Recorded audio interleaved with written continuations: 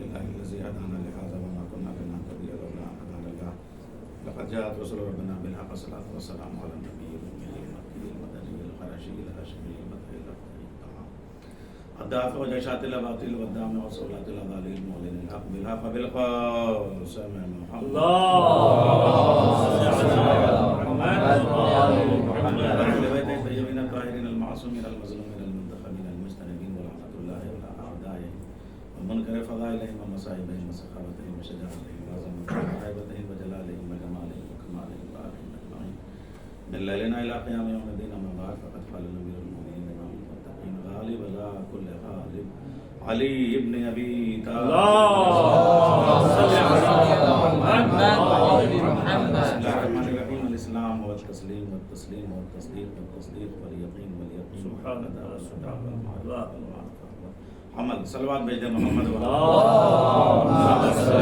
على محمد وعلى ارباب علم ارباب ادب ارباب محراب ارباب منبر ارباب شعر ارباب شعور ارباب قلم ارباب لسان ارباب خطابت اور ارباب بلا ارباب عزا ارباب نجف ارباب قم اور نمبر ایک تو نجف میں کوئی بھی خطیب خطابت کے نقطے مانگنے آتا ہے، سنانے نہیں آتا ہے. شاعر شعور کی خیرات مانگنے کے لیے آتا ہے، شعور یہاں بانٹنے کے لیے نہیں آتا. مفکر فکر کے نقطے زکوٰۃ کے طور پہ حاصل کرنے کے لیے دامن پھیلائے ہوئے ہوتا ہے، تو یہاں مفکر بن کے کسی کو فکر پیش کرنے کے لیے نہیں جاتا ہے. تو پھر ممبر پہ آتا کیوں ہے؟ ممبر پہ آموختہ دہرانے کے لیے آتا ہے. صلوات بھیجیں محمد والے. مہمان کے گیا تھا وہ اس بارگاہ میں کتنا قبول ہوا. اور یہ جو ارباب ماما اور ارباب لباس اس وقت جلوہ افروز ہیں، ان کے سامنے میں کیا عرض کروں. اور پہلے اشارہ کر دیا گیا، وہ جو انتظار کی بات تھی وہ یہ تھی کہ مجلس چاہے جتنی تاخیر سے شروع ہو لیکن مکمل وقت پہ ہو جانی چاہیے. صدر بھائی فوراً خوش ہو گئے. صلوات بھیجیں لیکن عرض کو تو نہیں دینا ہے چونکہ یہ نجف میں مجلس ہے اور علماء بیٹھے ہوئے ہیں، افاضل بیٹھے ہوئے ہیں. لیکن میرے کچھ اور ساتھی بھی ہیں جو تشریف لے آئے ہیں اور وہ اس وقت جو ہے وہ چونکہ بھی فوراً سفر پر تشریف لے آئے ہیں، تو مجھے تھوڑا سا بیلنس کرنا ہے. اور اس حوالے سے بھی اور نہج البلاغہ کو اس تناظر میں دیکھنا بھی چاہیے. میرے ساتھ سینئر جج جسٹس نذیر صاحب تشریف لے، سینئر آئی ایس ایڈمنسٹریشن کا بیوروکریسی کا بڑا نام ہے، ایویشن آفیسر کی حیثیت سے، کئی گورنرز کے ساتھ او ایس ڈی کی حیثیت سے، اور حکومت کا قانون چلانے والوں میں جو بیوروکریسی ہوتی ہے ان میں ہمارے سید ناصر علی صاحب، اور ان لوگوں نے ہم سب کے ساتھ کم سے کم زیارتیں اور ہمارے زیارت کے وہ محسن بھی ہیں وہ تشریف لے آئے ہیں. تو ایک بات عرض کرنا چاہتا ہوں، اپنے دنیا میں صفدر بھائی اب ذرا سجی چاہتا ہے اگر ہم ساتھ دیں تو میں آدھے گھنٹے میں 1 گھنٹے کی بات عرض کر دوں، ورنہ پھر جب بات نہیں سمجھا پاؤں گا تو 1.5-2 گھنٹے لگ سکتے ہیں. صلوات بھیجیں محمد والے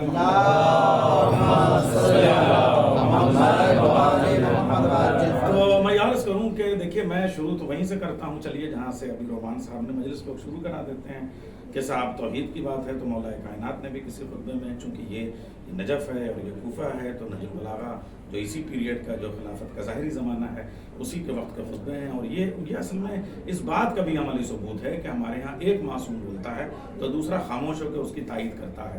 محمد بولتے ہیں تو علی خاموش رہتے ہیں، علی بولتے ہیں تو حسن خاموش رہتے ہیں، حسن بولتے ہیں تو حسین خاموش رہتے ہیں، حسین بولتے ہیں تو زینب خاموش رہتی ہیں، زینب بولتی ہیں تو سجاد خاموش رہتے ہیں، سجاد بولتے ہیں. تو جب ایک بولتا ہے، اگر ایک وقت میں 2 بولے تو دونوں کے نظریے میں اختلاف ثابت ہوتا ہے.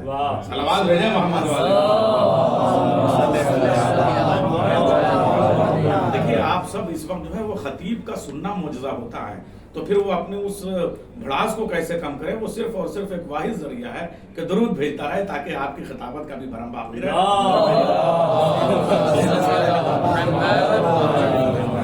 تو پھر وہیں سے ہم شروع کرتے ہیں کہ صاحب وہ ایسا اول ہے جس کا اول نہیں، وہ ایسا آخر ہے جس کا آخر نہیں، وہ ایسی ابتدا ہے جس کی ابتدا نہیں، وہ ایسی انتہا ہے جس کی انتہا نہیں، وہ ایسا ظاہر ہے جس کا ظاہر نہیں، وہ ایسا باطن ہے جس کا باطن نہیں، وہ ایسا پاس ہے جو پاس نہیں، وہ ایسا دور ہے جو دور نہیں، وہ ایسا ہے جو ہوا نہیں.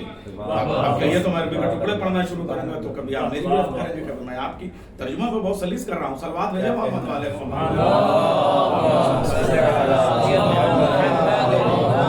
یعنی ہر ہے ہونے کا का मोहताज है, लेकिन वो ऐसा है जो हुआ नहीं। अच्छा, नहजुल बलागा में चूंकि हर खुतबे की इब्तिदा का ये अंदाज है, इसलिए मैं अर्ज करूं, लेकिन आपके सामने ये बात अर्ज करनी है। अब यहाँ से मैं जल्दी जल्दी वो 2-4 पॉइंट आपके सामने रखूंगा जो दीन और दुनिया का यहाँ, ताकि नहजुल बलागा की, अगर वो मेरा वो ऑडियंस मुझे सुन रहा है, नहजुल बलागा की कंटेम्पररी रिलेवेंसी 2022 की इस सितंबर के महबूब तशरीफ ले आए हैं और शिकागो के हवाले से बड़ी खिदमात है। मैं इनके दरस तफसीर में भी और दरस नहजुल बलागा में भी शामिल रहा हूँ, और आप ज़रा सा नई महबूब तशरीफ ले आए। और ये भी अर्ज करूँ कि इन बुजुर्गों की एक तरफ वो शिराज हिंद वाले हैं और एक तरफ ये दिल्ली के पाए तख्त वाले हैं, दोनों की उंगलियां पकड़ के मैं एक तरफ पूर्वांचल की तरफ गया और एक तरफ दिल्ली में वो जो दारा शिको और वो जो पूरा सिलसिला है वहाँ पे जब मैं जाफराबाद की गलियों से निकल के जमुना पार से सीलमपुर से निकलता हुआ और वो जो नई दिल्ली तक पहुँचा, तो वो सब में महबूब भाई का करम फरमा है। और ये मुअस्ससतुल गदीर की तरफ से ये मजलिस आज़ा मुनाकिद है, और अल गदीर के हवाले से जो काम हमारे महबूब भाई का है, वो मैं इसलिए भाई कह रहा हूँ कि इन्होंने मेरी सरपरस्ती की है, लेकिन शिकागो में जो आपका काम और शिकागो के मोमिनीन को, और जब ये वहाँ काम करते हैं तो उसकी धमक जो है वो कम से कम वाशिंगटन तक जाती है। और जिन्होंने रफ़ी के हवाले से जो काम किया है और गदीर के हवाले से जो काम किया है, विलायत के हवाले से जो काम किया है, मैं उसका गवाह हूँ। कम से कम मेरी 10 मुलाकातें तो अमेरिका की सरजमीन पे इनसे रही हैं, तो कम से कम आज हम ये जो नजफ़ की खुशबू है वो वहाँ चिंगारी बन के जो है वो उजाले रोशन कर रही है। तो इस चिराग की लव जो है वो इससे जो है हज़ारों चिराग जल रहे हैं। तो मैं ये अर्ज़ कर रहा था महबूब भाई कि दुनिया के जितने भी हुक्मरान हैं, मेरे साथ भी कई एडमिनिस्ट्रेटर के लोग आए, एडमिनिस्ट्रेशन के लोग आए हैं, जजेस आए हुए हैं, इसलिए मैं अर्ज़ कर रहा हूँ कि जो कानून बना पाता है वो चला नहीं पाता, जो चला पाता है वो बना नहीं पाता है। इसलिए कि कानून चलाने के लिए बंदूक की ज़रूरत है, कानून बनाने के लिए कलम की ज़रूरत है, और कलम चलाने के लिए उंगलियों का नाजुक होना ज़रूरी है, बंदूक चलाने के लिए, तलवार चलाने के लिए उंगलियों का सख्त होना ज़रूरी है। तो जब उंगलियों की पोरों में तख्लीक के कौसर और तस्नीम नहरें मारते हुए, टाटे मारते हुए समंदर की तरह रवां होते हैं, तो कागज़ पे बलागतों की मोतियों की दुकान खुल जाती है, लेकिन वही उंगलियां जब मजबूत हो जाती हैं तो ख़त ज़ुल्फ़िकार पे शफ़र जिब्रील में नजफ़ में है। लेकिन मैं उर्दू के खिताबत के हवाले से आपके सामने आया हूँ। सलवात भेजे मोहम्मद वाले।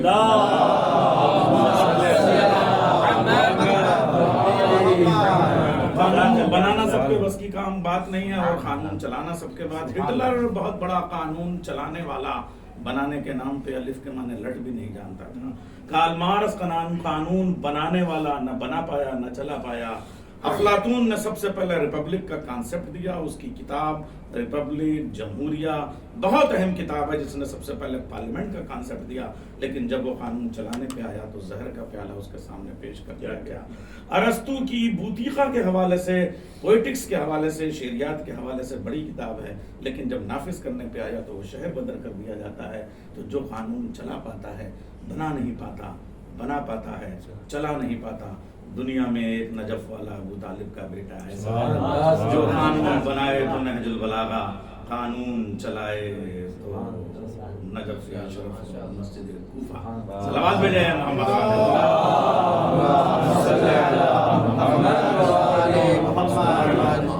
तो ये मैं आपके सामने अर्ज कर रहा हूँ। देखिए, और ये फिर जब हम नहजुल बलागा के हवाले से बात करते हैं तो मौला ने इस ये जो कूफे का इलाका है, जो नजफ का इलाका है, इसे क्यों मुंतखब किया। देखिए, मैं सलाम करता हूँ, यहाँ ज़रूर तशरीफ़ लेके आए हैं, लेकिन यहाँ से अगर आप इस पैगाम को लेकर दुनिया में न जाएं और यहीं का यहीं रह जाएं तो ये कोई बड़ा काम नहीं हुआ है। मौलाए कायनात ने नजफ में, और ये जो मदीने से निकल के, ठीक है, मदीने में रसूलुल्लाह ने उसकी बुनियाद रख दी थी कि जिस्मों की हुकूमत और होती है, दिलों की हुकूमत और होती है, पैकर पे हुकूमत और होती है, नफूस पे हुकूमत और होती है। लेकिन उसको, और ये जो अली है, ये बाकायदा 250 साल के एक इंसान का नाम है। देखिए, 7 पुश्तें चाहिए जिबिल्लत से, कभी भी किसी की जीन से किसी एक कॉन्सेप्ट को ख़त्म करने के लिए 7 पुश्तें चाहिए, दूसरे कॉन्सेप्ट को पेश करने के लिए, प्रपोज करने के लिए, उसे वहाँ पे मुनज़्ज़म करने के लिए 7 पुश्तें चाहिए। दोनों को मिला के 14 पुश्तें होनी चाहिए। लेकिन बुरा हो उन हुक्मरानों का जिन्होंने दीन में मलूकियत को शामिल करके 14 से दुनिया को दूर कर दिया। इसलिए वो जो गुलामी का कॉन्सेप्ट ख़त्म होना था, वो जो दुनिया में इक़्तिदार का कॉन्सेप्ट ख़त्म होना था, वो नहीं हो सका। लेकिन वो ज़िंदा आज भी है, हमारी मरजइयत के हवाले से, हमारे उलमा के हवाले से, हमारे फासिल के हवाले से और हमारे निज़ाम के हवाले से। याद रखिएगा, जो नहजुल बलागा है वो रिपब्लिक और डेमोक्रेसी के मिजाज का नाम है, निज़ाम का नाम नहीं है। सलावत भेजें मोहम्मद।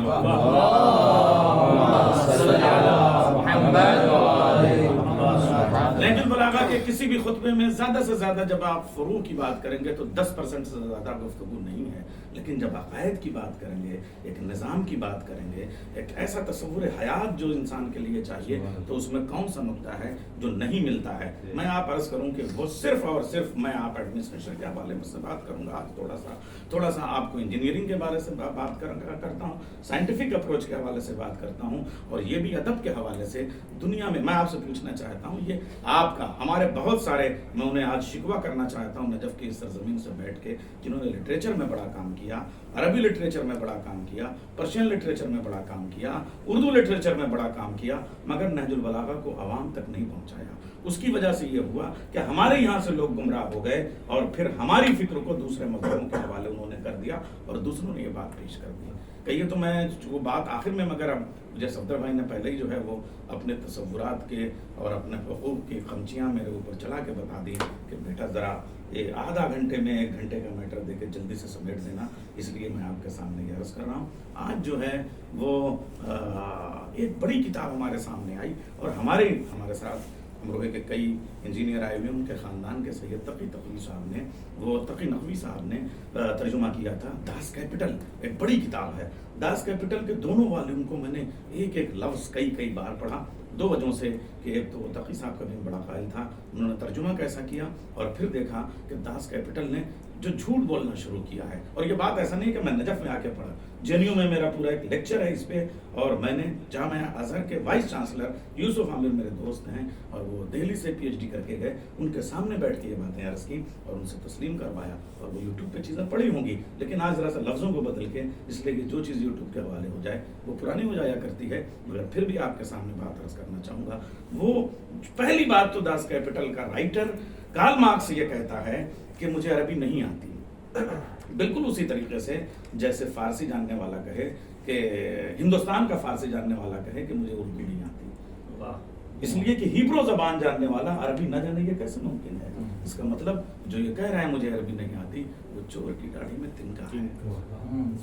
मौका लाहौल का है, लेकिन सलवात आले मोहम्मद पे आप पढ़ दें तो हो जाता है।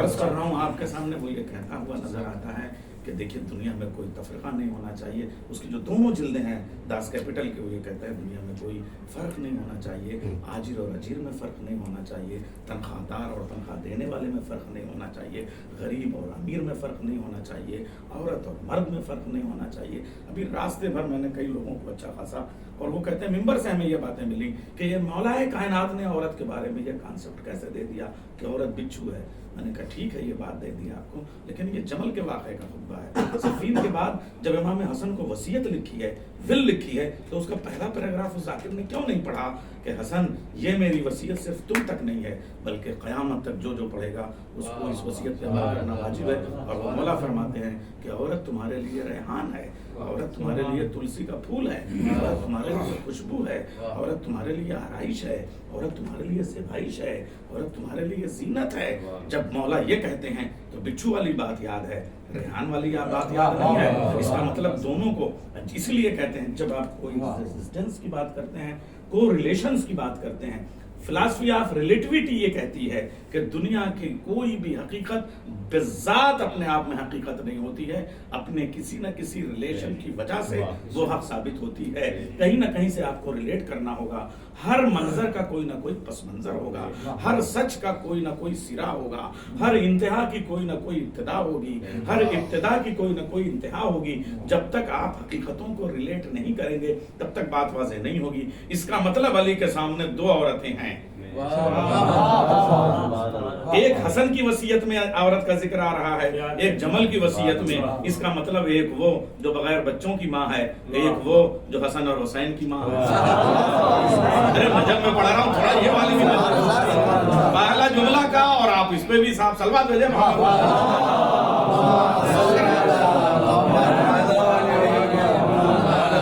بھائی اربعین کا موقع ہے تو تاریخ نے ہمارے سینے کو بھی تو جلایا ہوا ہے، تو ہمیں کہنے تو دیجئے بھائی، یہاں تو کہنے دیجئے کم سے کم کہ دونوں طرح کی عورتیں جو ہیں وہ مولا کے سامنے ہیں. ایک کو بچھو کہہ رہے ہیں، ایک کو ریحان کہہ رہے ہیں. اب ذرا سا باتوں کو عرض کر دوں، جب دونوں کو سامنے رکھیے گا اور فلسفی آف ریلیٹیوٹی کو آپ سامنے رکھیے گا تو بات سمجھ میں آ جائے گی کہ دونوں کے لیے لفظ ایک استعمال ہوا ہے. اس کا مطلب تھوڑا سا زمان اور مکان کا فرق آ جاتا ہے، ٹائم اینڈ اسپیس کا فرق آ جاتا ہے. وہ یہ کہ عورت جب تک نامحرم ہے تب تک بچھو ہے، جب محرم ہو جائے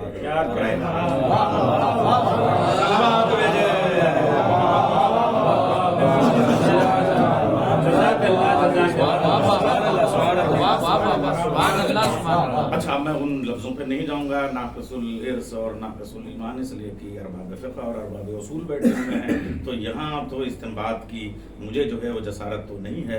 البتہ یہ کہ جو یہاں سے خیرات ملتے میں پیش کرتا ہوں. اب وقت آگے بڑھ رہا ہے، میں تیزی سے آپ کے سامنے عرض کروں کہ علی نے یہ بات کہی ہے. میں پھر وہ جو آپ کے سامنے کہنا چاہتا ہوں کہ کارل مارکس کہتا ہے کہ جو حق جو ہے آجر کا ہے وہی اجیر کا ہے، جو آقا کا ہے وہی غلام کا ہے. لیکن اس کے پاس تھیوری ہے، پریکٹیکل کیوں نہیں ہے؟ دنیا کی ہر تھیوری کے لیے ادھارارتھ لکھنا پڑتا ہے، کوئی نہ کوئی آپ کو ڈیفینیشن کے ساتھ میں مثال دینا ضروری ہوتی ہے کہ ایک کیریکٹر کو نام کو پیش کرنا پڑے گا. ہم نے کارل مارکس کے بعد جتنی دنیا میں پروگریسو رائٹرز ایسوسیشن کے نام پہ پوری دنیا میں تحریکیں چلیں، اس میں کوئی نہ کوئی ایک کیریکٹر دیکھا. لوممبا پہ حملہ ہوتا ہے، لدھت سے گونج جاتا ہے. نہرو کا قتل ہوتا ہے تو صاحب پورا روس ہل جاتا ہے. گاندھی پہ حملہ ہوتا ہے تو پورا امریکہ ہل جاتا ہے. اور آپ کا لینن پہ کوئی اگر بات اٹھتی ہے تو ہندوستان میں نظمیں کہی جاتی ہیں. تو آخر اس پوری داس کیپٹل کا کوئی کیریکٹر کیوں نہیں ہے؟ اس کا مطلب تھیوری کہیں سے اڑائی ہوئی. صلوات بھیجیں محمد والے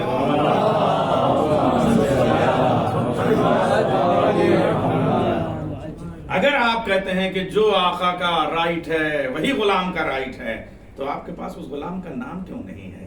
آؤ ہم تمہیں اس کا ماخذ بتائیں. اس آقا کا نام علی ہے، غلام کا نام قمبر ہے.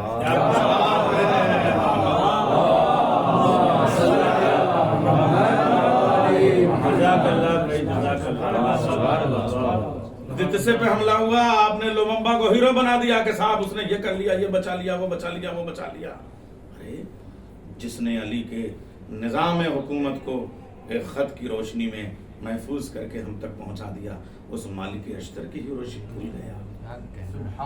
اپنی جان کا نذرانہ پیش کر کے جو اتنا بڑا ڈاکومنٹیشن ہم تک پہنچا ہے، یہ کوئی معمولی بات نہیں ہے. اور اس پورے نظام حکومت کو جس کا آج کے رائٹر کو لکھنا پڑ رہا ہے، کئی ریسرچز ہیں، میں اس وقت یہاں پہ حوالے دے کے بوجھل نہیں کرنا چاہتا. بس یہ ہے کہ آپ مجھ کو ہی حوالہ مان لیں تو بات آپ کے حوالے کر دوں، فکر آپ کے حوالے ہونی چاہیے.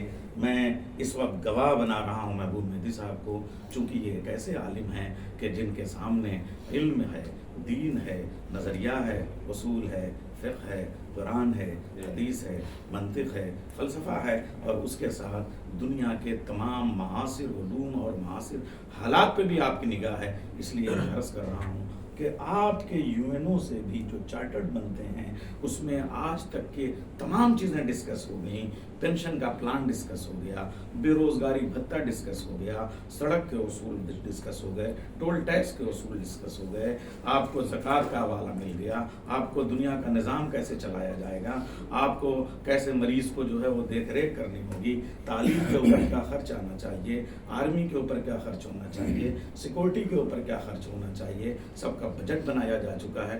سب یونو کے چارٹر میں پوائنٹ ڈسکس کیے گئے. لیکن آج کی تاریخ میں بھی دسیوں پوائنٹ ایسے ہیں جو مالک اشتر کے خط میں ہیں اور یو این او نہیں ہے، اور یو این او کے کسی بھی چارٹر میں ایک بھی پوائنٹ ایسا نہیں ہے جو علی نے مالک کے خط میں لکھنا دیا. صلوات بھیجیں محمد والے.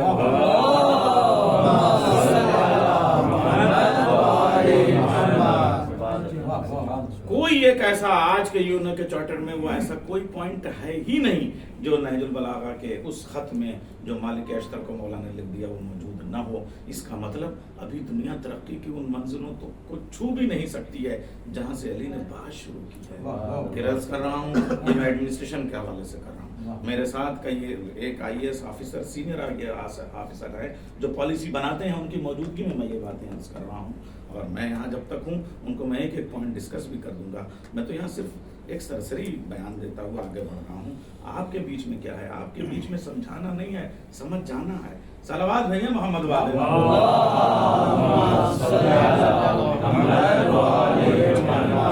अच्छा, दूसरी बात अभी अर्ज कर रहा हूँ कि साहब ये देखिए, मौलाए कायनात का जो निज़ाम ज़िंदगी है, चूँकि ये नजफ़ शरफ है, इसलिए मैंने नहजुल बलागा के चंद लफ्ज़ों को आपके सामने पेश किया है। और वो निज़ाम ज़िंदगी क्या है कि अली जब 18 रमज़ान को हज़रत उम्मे कुलसूम के यहाँ तशरीफ़ लाते हैं और वो रोज़े के अफ्तार का मसला होता है, तो कहते हैं कि अली एक नेमत से रोज़ा अफ्तार करता है, दो नेमत से कभी अली ने रोज़ा अफ्तार नहीं किया है। और फिर ये बात आती है कि अली ने ज़िंदगी में कभी भी दूध नहीं पिया। जब पूछने वालों ने पूछा, मौला आपने दूध क्यों नहीं पिया, तो कहा जिस जानवर के, जब कोई भी जानवर की माँ साहिब औलाद होती है तो उसके बच्चे की वजह से वो जो अताओं का ठाठे मारता हुआ कसर और तस्नीम माँ के सीने में रवाना होता करता है, उसी को हम शीर कहते हैं और उसी को शक्कर के साथ नोश करते हैं। तो उस माँ के पास से जो दूध आया है, दूध लाने वाले ने ये सर्टिफाइड नहीं किया है कि उसके बच्चे का राइट, उसका हक पहले मिल चुका है। ये जो बचा हुआ दूध है वो आपको पेश किया जा रहा है। खाली एनिमल राइट की बात कर रहे हैं, ह्यूमन राइट की बात तो आज शुरू हुई है।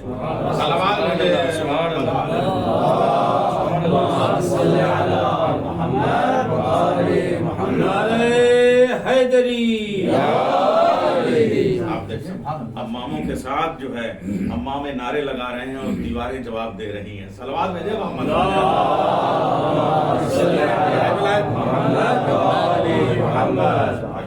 आपका करम रहा है। शिकागो से मुझे बड़ी मोहब्बतें हुई हैं और कैलिफोर्निया से लेकर न्यूयॉर्क और ह्यूस्टन से लेकर शिकागो तक अगर आप देखें और दुनिया के मतलब अमेरिका के चारों कोने पे पहुंच जाइए साहब। हमने भी तमाम डोमेस्टिक वहाँ पे रौंड डाली साहब, टम्पू की तरह से हवाई जहाज पे चले और दुनिया के तमाम इंटरनेशनल एयरपोर्ट पे हम चले। कभी भी किसी दूध के थैलिया पे हमें किसी डॉक्टर ने सर्टिफाई करके नहीं दिया कि ये जो दूध है ये यहाँ जो भी डेयरी है वो उस गाय का बचा हुआ दूध है जो उसके बच्चे को पहले मिल चुका है। अभी मालूम होगा कि नहजुल बलागा की तफहीम का पहला मरहला भी है ना। सलावत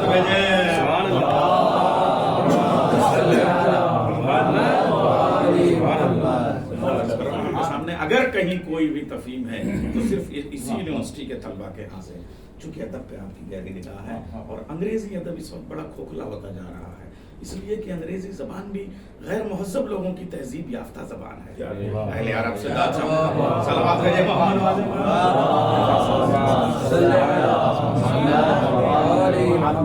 खैर अमेरिका की जबान को हम मॉडल बना भी नहीं सकते, लेकिन यूके में मैं गया और शेक्सपियर के घर पे मेरा लेक्चर हुआ, वर्ड्सवर्थ के घर पे डेफोडिल जो फूलों का जो दरिया है साहब, उसके ऊपर मेरी गुफ्तगू हुई और लोगों ने जमा होके। लेकिन मैं क्या करूँ, अली की यूनिवर्सिटी के जो फितरत के मंजर कशी करने वाले लोग हैं, डेफोडिल फेल हो जाती है जब अनीस के वो दो मिसरे सामने आते हैं और मैं नजफ में आके, यानी बहन नहरैन, मैं इस वक्त जब बात कर रहा हूँ, दजला और फरात जब वो दरियाए नील से निकलते हैं और इस वक्त इन शहरों को लेके जब फिर वो पार लेके जाते हैं और कसर और तस्नीम से मिलते हुए नज़र आते हैं, तो फिर वो मंजर के साथ कहते हुए नज़र आते हैं, मेरा नीज़ मैं पूरा बंद पढ़ूँ तो ताख़िर हो जाएगी, सिर्फ बहत पेश करता हूँ कि साहब अकबर शगुफ्ता रूह हुए सहरा को देख कर अब्बास झूमने लगे दरिया को। अरे मुस्तकबिल की खिताबत तो जरा आज की समात को रोशन कर दो, नारा लगा दो, नारे हैदरी, नारे हैदरी,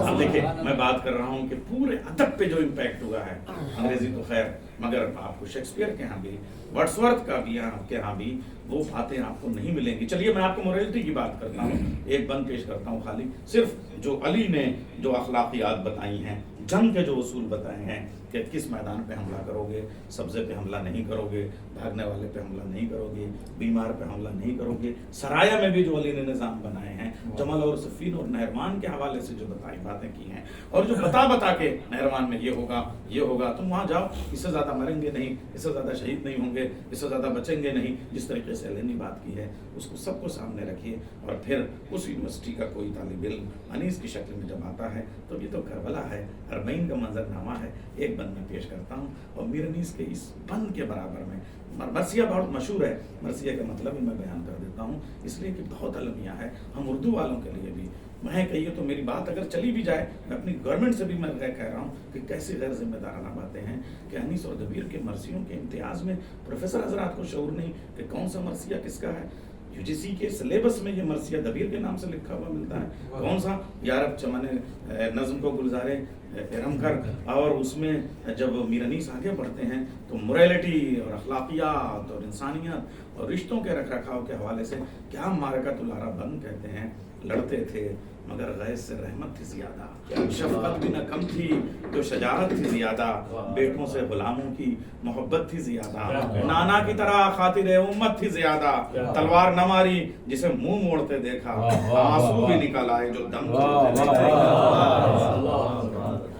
ये इंसानियत का, ये जो अदब की कदरें होती हैं जिसको आप रिश्तों का रख रखाव करते हैं, दुनिया की किसी भी ज़बान में आपको मुतनब्बी के यहाँ अगर ये तहजीब मिल जाए तो बताइएगा, उमरुल क़ैस के यहाँ अगर ये फ़लसफ़ा मिल जाए, ये तहजीब अखलाकियात की ये बात कि जिसका पूरा घर उजड़ चुका हो वो अपने कातिल को भी मरते हुए देख के वो अगर ऐसा तासुफ़ का इजहार कर रहा है, ये सिर्फ वारिस रसूल ही कर सकता है, वारिस आदम कर सकता है, वारिस नूह कर सकता है, वारिस इब्राहीम कर सकता है, वारिस अली कर सकता है। सिर्फ ये मीर अनीस ने जो उन लफ्ज़ियात को पेश किया। अब मैं अर्ज़ कर रहा हूँ, देखिए कि किसी ने इस हवाले से चीटी के ऊपर पूरे उर्दू अदब में एक बड़ा शेर मुझे सुना दीजिए। वही पढ़ सकता है जिसने नहजुल, वही कह सकता है जिसने नहजुल बलागा का चीटी वाला खुतबा पढ़ा हो, या अली ने जिस तरीके से बात की किसी ने की हो। ये जो दीवार पे चलती हुई चीटी तुम देख रहे हो, इसके मुंह में जो राई का दाना पड़ा हुआ है, इसके जो मामूली से राई के दाने को अगर कहो कि अली छीन ले तो अली तुम्हारी हुकूमत को अपनी जूतियों के टूटे हुए तस्मे की फेंक सकता है, लेकिन इस चीटी के मुंह में जो राई के दाने का आखिरी टुकड़ा पड़ा हुआ है उसे छीनना न अली देख सकता है न कर सकता है। सलावत भेजें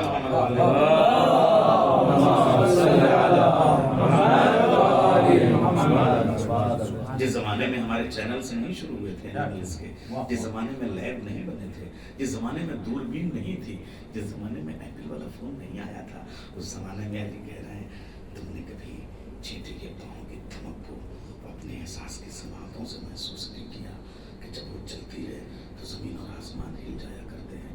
कभी तुमने उसकी आँख की नज़ाकतों को नहीं देखा कि उसके ऊपर कैसे वो बने हुए होते हैं, और उसके सर के ऊपर जो सीन होती है वो उसकी आंखों की कैसे हिफाजत करती है, और उसके अंदर जो नज़रों में गहराई है और गिराई है उसमें अल्लाह ने कैसे उसकी आंखों में जो चमक है वो कितनी दूर तक के मंजर को देख लेती है। वो जब दोनों हाथों को उठा के दोनों हाथों को बुलंद करती है तो उसके अंदर कैसी ताकत आ जाती है, आत्मा को जमा करके कैसे अपना बोझ उठा लेती है। और जो उसका यासूबुल नमल है वो दूर से इसको पहचान लेता है और वहीं से बैठे हुए तमाम चींटियां उसके होने का पता देती हैं और सब उसके पास पहुंच जाते हैं। ये तो वही कह सकता है जो कह कहे कि अगर वो यासूबुल नमल है तो मैं यासूबुल इंसान हूँ, यासूबुल दीन हूँ। सलावत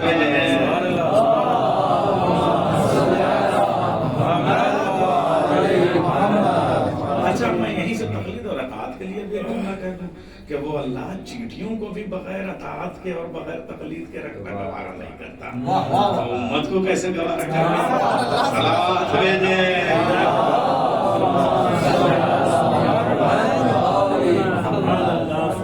और कभी उसने उसके पसलियों की ताकतों को नहीं देखा, उसके पहलुओं में जो कुव्वत होती होती है, उन पसलियों को जब वो चौड़ी करती है तो उससे दुश्मन कैसा काम जाया करता है।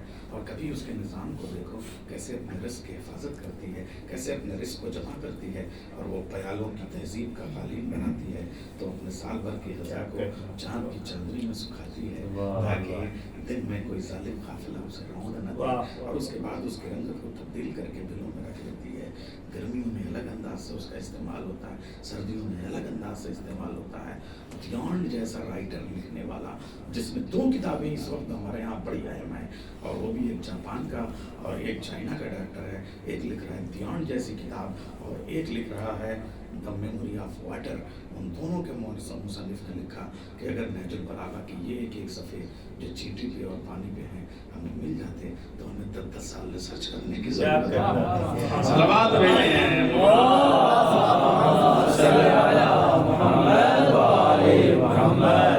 उसको धूल नहीं देना है महबूब भाई, आपकी मोहब्बतें और शफ़क़तें लोगों ने परवरिश की है मेरी। तो आप ये देखिए कि चींटी के हवाले से ये बातें मौलाए कायनात फरमाते हैं। और अब दुनिया के किसी भी गज़ल के शायर ने अगर एक शेर चींटी के फ़लसफ़े पे ऐसे बयान किया तो कहिए, लेकिन मीर अनीस कहते हैं चींटी भी हाथ उठा के ये कहती थी बार बार ए दाना कश फकीरों के राज़िक़ तेरे निज़ार। सलावत भेजे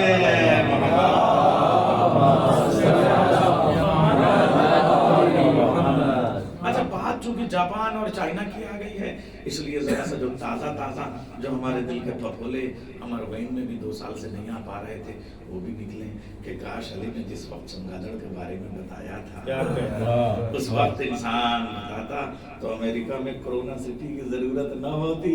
सलावत भेजे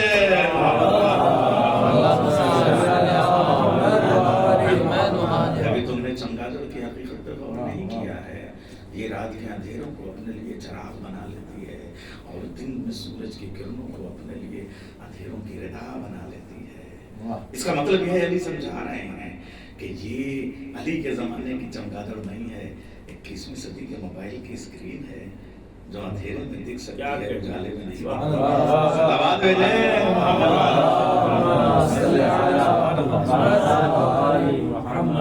समझिए नहजुल बलागा को, जैसे कुरान को समझने के लिए नहजुल बलागा के बगैर, अली के बगैर समझ ये अलिफ लाम क्या है, अलिफ लाम मीम ये सब क्या है, आप मुझे बताइए। ये असल में ये सिम के नंबर हैं, कोड वर्ड हैं, और कोड वही खोल सकता है जिसके पास पासवर्ड हो। सलावत भेजे मोहम्मद वाले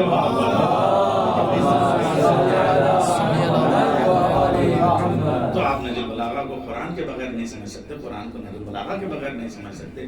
चमगादड़ के बारे में जिस वक्त मौला ने कहा निहायत बदसूरत है। क्या एक बार एक जंग में मौला जा रहे थे और किसी ने ये सोचने के लिए कि इसी में जंग खत्म हो जाएगी, एक नई जंग शुरू हो जाएगी, मौला वो कौन से जानवर हैं जो अंडे देते हैं, वो कौन से जानवर हैं जो बच्चे देते हैं। और ये कह के आगे बढ़ गए जिनके कान दिखाई दें वो बच्चे देते हैं, जिनके कान अंदर को हों वो अंडे देते हैं। देखिए जी, वो गरीब बात थी, लेकिन अब अली तो कह गए थे, अब यहाँ पे कहना था। लेकिन एक मखलूक चमगादड़ ऐसी है जिसके कान भी अंदर होते हैं मगर वो अंडे नहीं बच्चे देती है, और वो अपने बच्चों को लेके चलती है।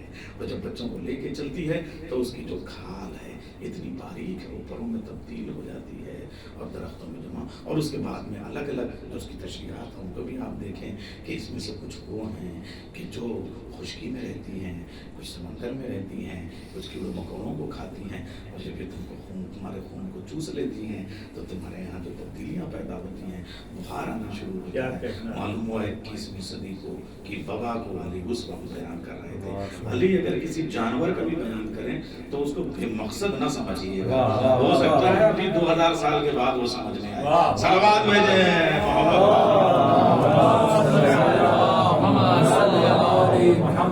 कम से कम नजफ में आगे मैं कह सकता हूँ कि अभी मुतज़िली से भी ये बात मैं चैलेंज के साथ कह सकता हूँ कि आपकी 22 जिल्दों की शरह अपनी जगह, लेकिन कम से कम चमगादड़ वाला जो खुतबा है या टिड्डी वाला जो खुतबा है उसे जैसे हमने समझा वैसा शायद आपने ना समझा, इसीलिए वो कहते हुए नजर आते हैं कि मैंने 200 बार पढ़ा लेकिन हर बार नए माने जाहिर हुए। सलावत भेजे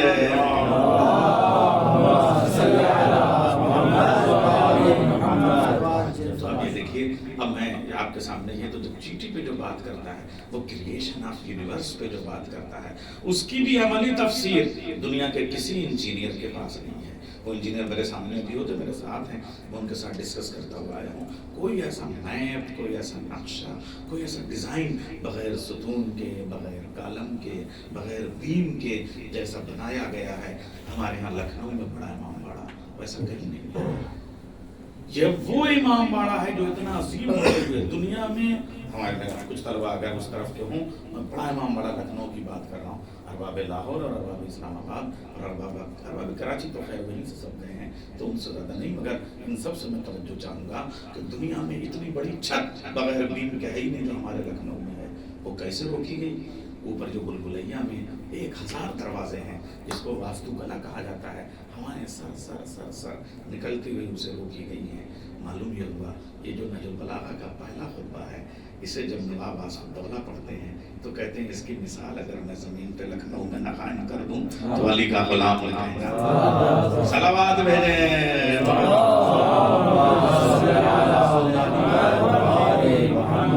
بس یہ آدھا گھنٹہ تو فضائلی میں ہو گئے, اور میں بات کو یہیں پہ جو ہے وہ چھوڑتا ہوں, ورنہ جو ہے اس بھائی جو ہیں آپ دیکھ رہے ہیں وہ اس لیے وہاں بیٹھے ہوئے ہیں, اور پھر وہ کل اگر کوئی مجلس ہوئی تو اس میں کیسے آئیں گے, اور میں بزرگوں کے بغیر چلتا نہیں ہوں, اس لیے میں عرض کروں. اور محبوب بھائی بھی تھکے ہوئے بچوں کو لے کے ابھی آئے ہیں اور یہ بڑا کام کر رہے ہیں وہاں پہ. ہم نے دیکھا ہے وہاں پہ جس طریقے سے سینٹرس ہیں, جس طریقے سے یہ پروسیشن لے کے چلے ہیں, اور اپنے یہاں کے لوگوں کو جب ڈی سی پہ جاتے ہیں, واشنگٹن میں جاتے ہیں, احتجاج کرتے ہیں, پروٹیسٹ کرتے ہیں, تو لگتا ہے کہ آج بھی نہج البلاغہ یونیورسٹی کے جو اوراق ہیں وہ بکھرے ہوئے نہیں ہیں, بلکہ یہ شیرازہ متحد ہے اور اپنے موجودگی کا احساس دلا رہا ہے. ایسے علماء کی سلامتی کے لیے ایک صلوات بھیجیں.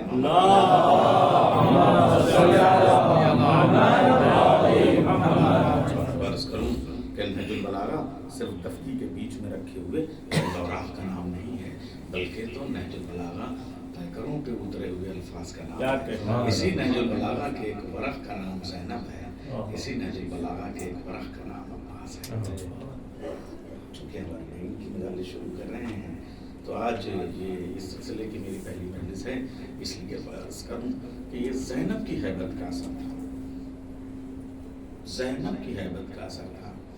اور ابھی ہم اب جو بہت ساری چیزیں انگریزی کے بھی مخاطب جو وہاں پہ ملے ہیں اور لوگوں نے, میں عرض کر رہا ہوں کہ یہ جو نظام پورا تھا, یہ جو نجف ہے, یہ کوفہ سے ادھر شام ہے اور ادھر کربلا ہے, جو ڈاکومنٹیشن کا طریقہ تھا, یعنی کہ یہ جو گھوڑے, تیز رفتار گھوڑے ایک کیمپ سے دوسرا خط اٹھاتے تھے اور وہاں لے جاتے تھے, پھر ڈیسائیڈ کیا جاتا تھا ڈیسیزن بدلنے کے لیے وہ کیمپوں کے ذریعے سے کیسے لیٹر پہنچتا تھا کہ اب جو ہے وہ عمر سعد نہیں بلکہ شمر کو یہ ذمہ داری سونپی جائے گی, اب یہ کام ہوگا. تو دولتوں کی جو لالچیں تھیں اس کی وجہ سے تو جو 1000 سے زیادہ خط تقریباً ایک, چونکہ سب کو اپنے مال و مال, انعام, اکرام, سلطنت, جائیداد, جاگیر, دولت, حشمت یہ سب لینا تھا, تو وہ سب کو اپنے اپنے نمبر بڑھانے تھے. یزید ملعون اللہ اس پہ بھی لعنت کرے, اور جو اس کو خط لکھ رہے تھے اس کے سپاہی, اس پہ بھی لعنت نازل ہو رہی ہے. تو وہ لکھتے تھے کہ یزید تجھے مبارک ہو, ہم نے اکبر کو قتل کر دیا, اب ہمیں انعام ملنا چاہیے, اب تو جیت گیا, تجھے مبارک ہو, ہم نے عباس کے شانے قلم کر دیے, اب تو جیت گیا. صبح سے یہ مبارکباد کا سلسلہ چل رہا تھا اور لیٹرز جا رہے تھے. ہم نے اب حسین کے پاس جو آخری سپاہی تھا جو جھولے سے آیا تھا اس کو شہید کر دیا, اب تو جیت گیا. لیکن جو وار نیریٹر ہے, دیکھیے حمید ابن مسلم کی حیثیت اس کے عقیدے اور مذہب سے نہیں, اس کے ڈیزگنیشن کے اعتبار سے ایک بہت امپورٹنسی ہے کہ وہ وار نیریٹر ہے. دیکھیے ایک عام جو صحافی ہوتا ہے, صحافت کی بھی الگ الگ شکلیں ہوتی ہیں. ایک جو یونیورسٹی کے کیمپس کی رپورٹنگ کرنے والا ہوتا ہے اس کے طریقے اور ہوتے ہیں, اس کی ٹریننگ اور ہوتی ہے.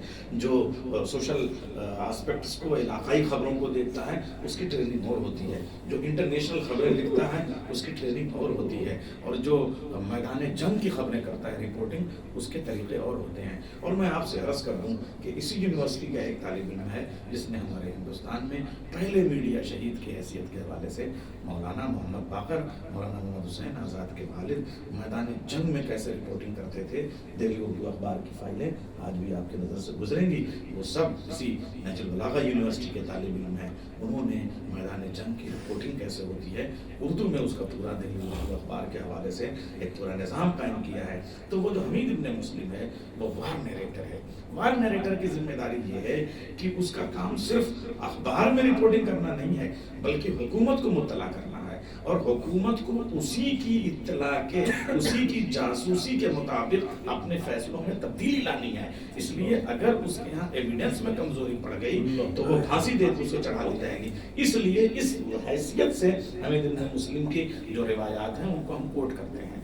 وہ ایک عجیب و غریب خط لکھتا ہے، اور وہ خط لکھتا ہے، وہ یزید کو خط لکھتا ہے، جب سب لکھتے ہیں یزید مبارک ہو تو جیت گیا، مبارک ہو تو جیت گیا، اور وہ شام کو ایک خط لکھتا ہے، یزید تو ہار گیا۔ وہ نیچے ایویڈنس میں لکھتا ہے کہ اس لیے کہ میں نے ایک خیمے میں بھائی بہن کو جاتے ہوئے دیکھا، خیمہ بہت موسیقہ ہے، بہت اجڑا ہے،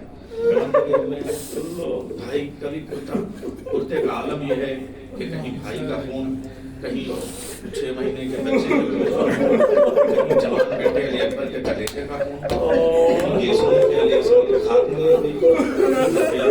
عباس کے شانوں کو اٹھا کے وہ لوگ یہ عباس، یہ بھائی کی کیفیت ہے، اور بہن اس کے پیچھے پیچھے جس کی گود اجڑ چکی ہے، جس کا بھائی مارا جا چکا ہے، جو اتنی غمزدہ ہے، اتنی یعنی جو زبان رسالت جس نے چوسی ہے، بھائی بہن دونوں اسی تربیت کے، دونوں کا نام رسول اللہ نے رکھا، دونوں عصمت کے اسی شریعت کدے کے پروان چڑھے ہوئے، تو وہ مگر جانے کا انداز دوسرا ہے، حمید لکھتا ہے، اور آنے کا انداز دوسرا ہے۔ یزید جانے کا انداز یہ ہے کہ حسین آگے آگے ہے، زینب پیچھے پیچھے ہے، آنے کا انداز یہ ہے کہ وقت کا امام حسین پیچھے پیچھے ہے، زینب آگے آگے ہے۔ میں اس لیے کہہ رہا ہوں کہ تو ہار گیا کہ قیادت بدل گئی، کربلا بدل گئی، ابھی تک قیادت حسین کر رہے تھے، اور نئی کربلا آغاز ہونے جا رہی ہے جس کی قیادت زینب کریں گی۔ اب تلوار والی لڑائی نہیں ہے، اب کردار والی لڑائی ہے، اب اسلحوں والی لڑائی نہیں ہے، اب شانوں اور رسیوں والی لڑائی ہے، اب نیزوں اور برچھیوں والی لڑائی نہیں ہے، اب زینب کے خطبوں والی لڑائی ہے۔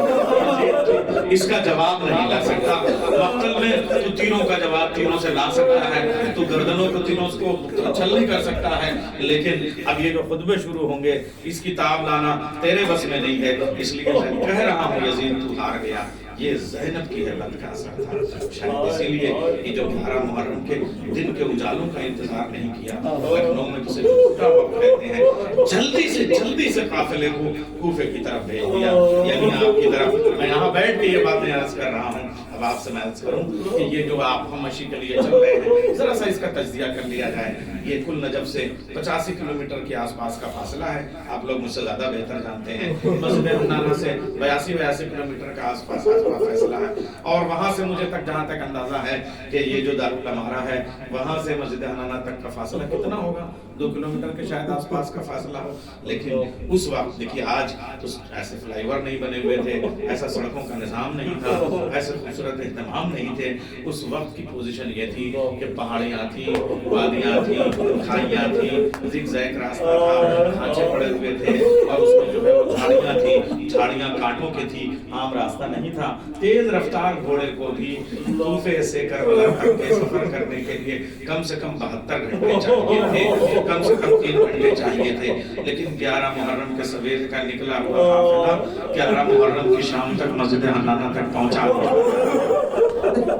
آپ علماء ہیں، آپ اندازہ کیجیے، آج آپ پیدل چلتے ہیں، اتنے اہتمام کے بعد بھی آپ کو 3 دن تو لگ جاتے ہیں، ہر گھنٹے جب جاتے ہیں تو اتنا طویل راستہ اور اتنا خراب راستہ، اور اس کو کیسے ایک دن میں طے کر دیا گیا؟ کیوں؟ اچھا یہ کیوں کیا گیا؟ اس لیے کہ جہاں پہ آدمی کی اپنی اسٹیٹ ہوتی ہے، جہاں پہ اپنی سیکورٹی ہوتی ہے، اپنی آرمی ہوتی ہے، وہاں پہ آسانی ہوتی ہے کہ جیسے چاہے کسی کو ذلیل کریں، آرمی ہماری ہے، سیکورٹی ہماری ہے، حکومت ہماری ہے، اقتدار ہمارا ہے، لیکن جن شہروں میں ہماری سیکورٹی نہیں ہوتی ہے وہاں پہ دوڑتے ہوئے کیوں؟ اس لیے کہ بنو اسد والے کہیں بغاوت نہ کر دیں، کہیں حملہ نہ کر دیں، کہیں حبیب کے قبیلے والے حملہ نہ کر دیں، کہیں نور کے قبیلے والے حملہ نہ کر دیں، کہیں زہیر کے قبیلے والے ادھر سے نہ چلے آئیں، اس لیے کہ وہب کلبی ہی صحیح مگر اس کا بھی تو ایک قبیلہ ہے، اگر وہ آ کے حملہ کر دے تو کیا ہوگا؟ تو چاروں طرف سے یہ خوف ستا رہا تھا، تو یہ کیسے ہو سکتا تھا؟ اب عرض کروں آپ سے ظلم کیا کیا گیا، ایک طرف ملعون شمر بن ذوالجوشن اور ایک طرف حارث بن نوفل،